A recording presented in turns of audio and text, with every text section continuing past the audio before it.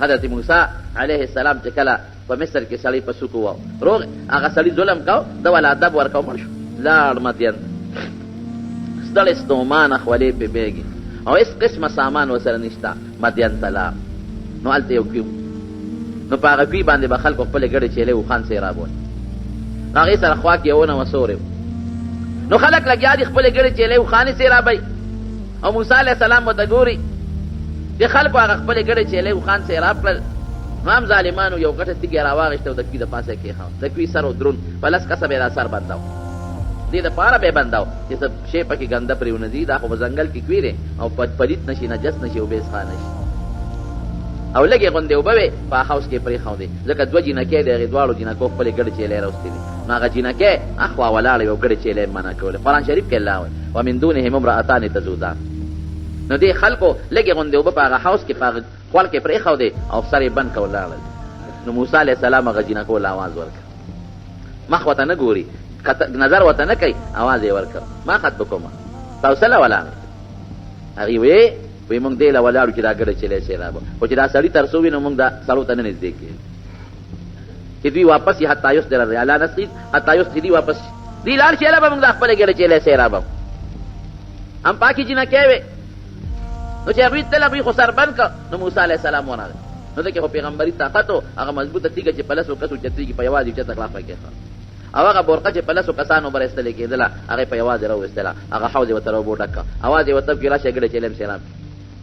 هغې هغه ګډه چیلې سیراب کړه بیا د تیږه په دوی کېښوده او هغه سوري ته کېناسته جامې شلېدلې دي او وجود خیرن خجن او الله ته یې لاس پورته کړ ربي اني لما انزلت الی من خیر فقیر خدای زه ډېر محتاج یم ستا خیر ته محتاج یم الله وطن مې پرېښود مور ورور هر څه پاتې شو پروردګاره دلته به زه څه کوم دا جینکۍ لاړې پلار له دا د شعیب علیه السلام لوڼه وې او دا د مدین علاقه وه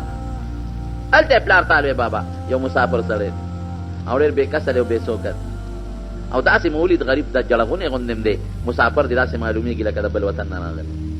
او بابا ډېر مضبوط هم دی زمونږ پرې ډېر رحم راغی نو د یوې لور ته یې ورشری ور مسافر دی چې څه مدد ورسره وشي دا یو جنۍ و پسې لاړه چې لاړه نو موسی علیه السلام ته وایي چې دا مخامخ شو مفسرین لیکي موسی علیه السلام ته مخ بل طرف ته واړه ای مونږ بابا راغوښت رالېږلي یو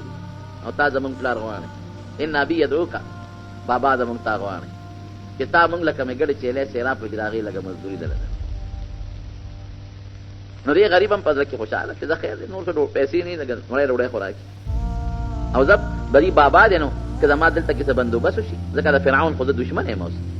د هغه د قوم سړی مې وژلی اوس خو به هغه ماله په میټینګ یې کړی دی چې دې راونیسې سزا ورکوم وی ښه نو دا جینۍ ته مخکې و موسی علیه السلام ورپسې ده نو هوا به راله دا جینۍ پنسې بیا وړه دا لاندې پنډی به ښکاره شي دا نلي لاندې نو موسی علیه السلام ورته داسې وکړه چې ته ما نه رسته شه زما په تا نظر پرېږدو نو ما له د شان آواز را کوه چې ښي طرف ته تو شه یا ګس طرف ته تو شه دې ته حیا وایي هر پیغمبر کې خدای دا حیا نو شعیب علیه السلام له ورساخ ناجینۍ وایي بابا خپل پلار ته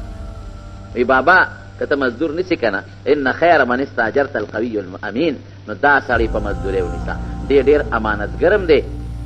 او ډېر مضبوط هم دی نو زمونږ علما لیکي وایي دا دوه صفتونه دې جینۍ د کم ځای نه معلوم کړل وایي دا طاقت خو یې د دې نه معلوم کړه چې هغه تیږه په یو کس اوچته کړه او هغه د لسو کسو برقه باندې په یوازې وله وبرول طاقت خو دې نه معلوم شو او امانتګري دې نه معلومه شوه چې د ورته نه هلته دې ښځو ته کتلي دی او نه په لاره دې جینۍ ته وکتل د ځان نه یې رسته کړله نو خدای د هغې صله ورکړه د هغې پردې صله الله سینګ ورکړه شعیب علیه السلام 10 کاله ځان سره ایثار کړه 10 کاله او دقه جینۍ دغه لور یې ورته په نکاح کړه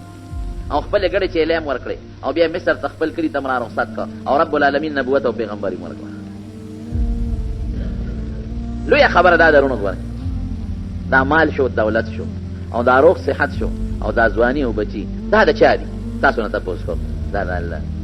ان من شيء الا عندنا خزائنه وما ننزله الا بقدر معلوم الله وی د هر څیز خزانه ما سره نو چې تا الله خوشاله ساتې نو خدای به تا نه خفه او چې دا